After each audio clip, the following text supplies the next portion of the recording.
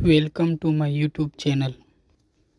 આજ આપણે એક નવા આયુર્વેદિક હબ વિશે વાત કરીશું, જે આપણા ઘરમાં આસાનીથી મળી રહે છે અને ઘણી બધી બીમારીઓમાં લાભદાયી છે, જેનું નામ છે અજમો।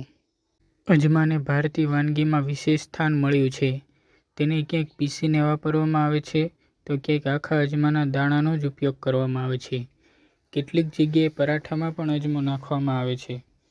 તેના વપરાશથી એક સરસ સુગંધી ફ્લેવર તો આવે જ છે, સાથે સાથે તે સ્વાસ્થ્ય માટે પણ ખૂબ જ ફાયદાકારક છે। કેટલાક ગુજરાતી ઘરોમાં મુખવાસમાં પણ અજમો રાખવામાં આવે છે। અજમાના ફાયદા વિશે જાણીને તમને પણ રોજ ચપટી અજમો ફાંકવાનું મન થઈ જશે। જો તમને ગેસ, અપચા કે ઉધરસની સમસ્યા હોય તો 100 ગ્રામ અજમામાં 15 ગ્રામ રોક સોલ્ટ ઉમેરી તેને પીસીને પાવડર બનાવી લો। રોજ અડધી ચમચી ખાઈને પાણી પી જશો તો તમને આ સમસ્યામાંથી છુટકારો મળશે। અજમો ભૂખ વધારવાનું કામ કરે છે। જો તમને ભૂખ ન લાગતી હોય તો 1 ચમચી જેટલા પીસેલા અજમાને હુંફાળા પાણી સાથે પીઓ। આમ કરવાથી તમારી ભૂખ ઉઘડી જશે। પાચન શક્તિ વધારવી હોય અને વજન ઘટાડવો હોય તો અડધા ગ્લાસ પાણીમાં અજમો નાખી ઉકાળી લો। આ પાણી ગાળીને હુંફાળું પાણી પીશો તો તમારી પાચન શક્તિ વધશે। અજમો પાચન તો સુધારે જ છે, પણ સાથે સાથે મેટાબોલિઝમ પણ સુધારે છે। રોજ સવારે અજમાનું પાણી પીવાથી વજન ઘટે છે અને પેટ સારી રીતે કામ કરે છે। દાંત કે ગળાની સમસ્યા: જો તમને દાંતમાં કે ગળામાં દુખતું હોય કે ખારાશ હોય તો 1 ગ્લાસ પાણીમાં 1 ચમચી અજમો પીસીને નાખો।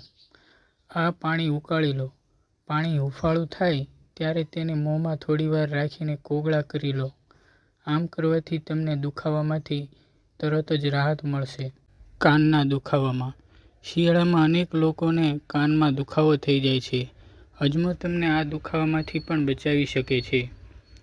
1 ચમચી અજમાને 2 ચમચી તલના તેલ સાથે મિક્સ કરી ગરમ કરી લો। આ તેલને ગાળીને હળવું ગરમ હોય ત્યારે તેને કાનમાં નાખો। આટલું કરવાથી દુખાવામાંથી રાહત મળશે અને કાનની અંદર ફોલ્લી હશે તો પણ ફૂટી જશે। ડાયાબિટીસ: ડાયાબિટીસની તકલીફ હોય તો નિયમિત અજમાનું પાણી પીઓ। તે ડાયાબિટીસને જડમૂળમાંથી ઉખાડી ફેંકશે। આ ઉપરાંત હૃદયને લગતી બીમારીઓથી પણ અજમાનું પાણી રાહત આપે છે। ભૂખ ન લાગતી હોય તો: અજમો ભૂખ વધારવાનું કામ કરે છે। જો તમને ભૂખ ન લાગતી હોય તો 1 ચમચી જેટલા પીસેલા અજમાને હુંફાળા પાણી સાથે પીઓ। આમ કરવાથી ભૂખ ઉઘડી જશે। સ્મોકિંગની લત હોય તો: જો તમને સ્મોકિંગની આદત પડી ગઈ હોય અને અનેક પ્રયત્ન પછી પણ ન છૂટતી હોય તો 2 નુસ્ખા અપનાવો।